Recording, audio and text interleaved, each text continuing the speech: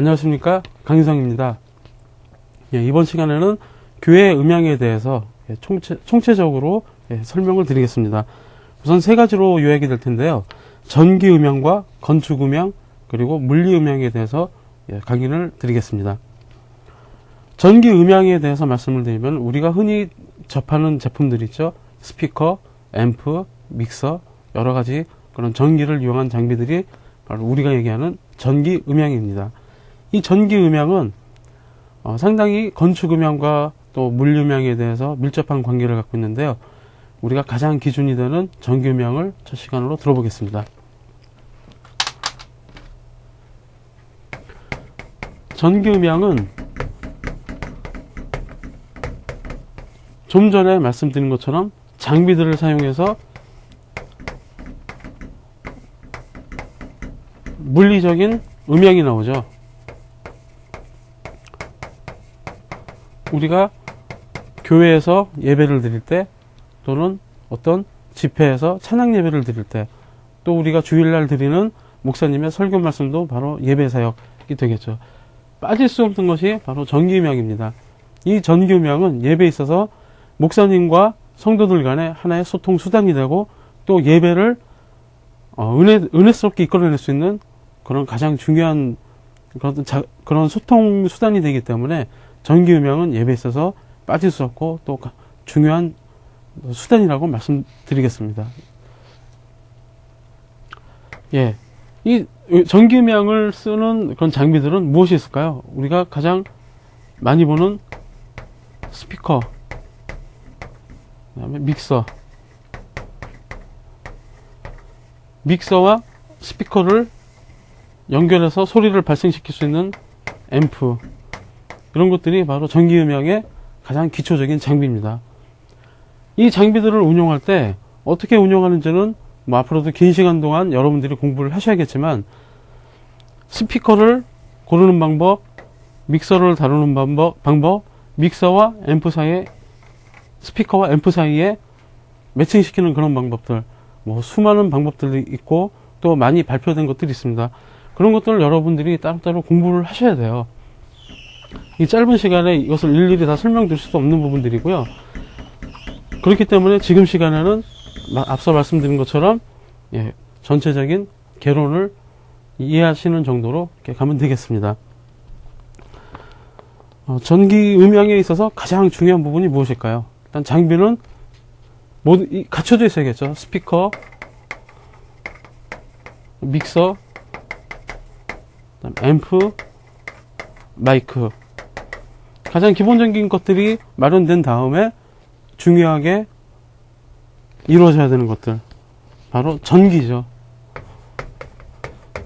전기가 없으면 이런 것들 아무리 좋은 것을 갖다 놔도 사용을 못하게 되죠. 그렇기 때문에 전기 음향이라고 처음부터 설명을 드렸습니다. 이 전기의 역할은 각 장비들을 구동을 시킬 때 바로 에너지원이 되는 것입니다. 그렇기 때문에 이 전기가 순도가 얼마나 높은 것이냐, 얼마나 깔끔하고 얼마나 고순도의 전기들을 씀으로써 노이즈를 없애고 또 힘있게 연출이 되느냐, 바로 그런 것들이 되겠죠. 장비들을 운영하는 전기는 따로 관할을 하라고 이렇게 제가 많이 권해드립니다. 이 얘기는 무엇이냐면은, 교회에서 이루어지는 것들 중에 조명에 대한 전기가 많이 들어갈 수 있고요. 그리고 또 하나, 큰 교회 같은 경우는 엘리베이터 같은 전기가 또 따로 있겠죠. 그런 것들은 음향에 사용이 되는 전기와는 별도로 분리시키라고 항상 말씀을 드립니다. 가장 중요한 문제인데요. 처음 건축되는 교회, 또는 새로 리모델링하는 교회, 그런 교회의 경우는 음향에 대한 전기를 따로 분별을 하시는 것이 좋습니다. 왜 그런가 하면은, 조명을 켜게 되면요, 그 조명에 사용되는 전기가 음향하는 전기와 나눠지게 되면은 조명을 탈 때마다 전압도 달라지고 또 노이즈가 유입이 되겠죠.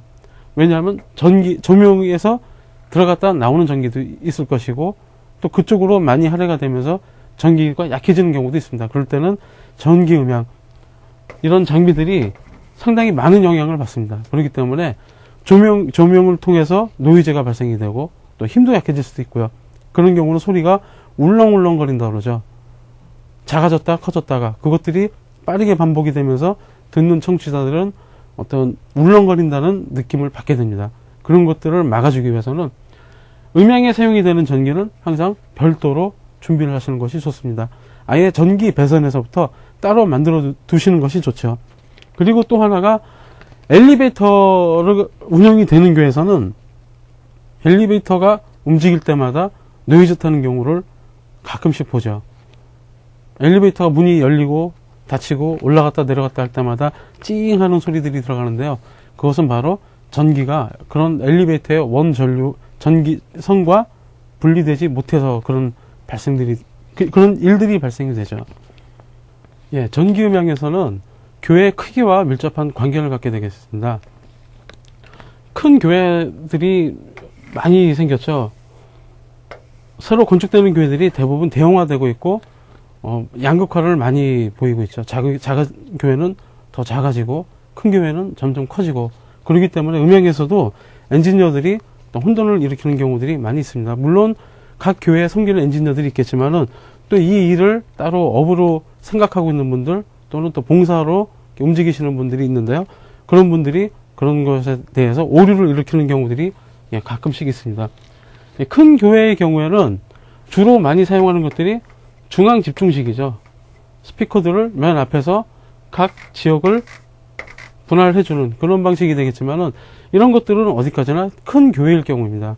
지금 우리가 또 많이 대할 수 있는 작은 교회들, 개척교회들, 그런 경우에는 전기적인 음향이 사실 필요 없는 공간도 많이 있습니다.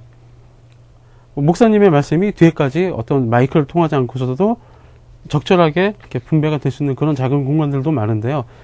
다니다 보면 그런 작은 공간에도 스피커를 크게 해서 오히려 예배에 방해가 되는 그런 부분들이 있는 것을 가끔 봅니다. 이런 경우는 오히려 예배에 역효과가 날 수가 있는데요. 스피커의 출력이나 크기, 앰프의 출력이나 어떤 크기, 그런 것들도 바로 건축에 대한, 그러니까 교회의 건물의 크기에 따라서 적절히 배분할 수 있는 그런 지혜들이 필요합니다. 예, 음향에는 전기음향, 건축음향, 물리음향, 이 세 가지들이 함께 움직이는 것이 음향이죠. 지금까지는 전기에 대한 음향을 들었습니다. 다음 시간에는 건축음향, 그리고 그 다음 시간에는 물리음향에서 듣겠습니다.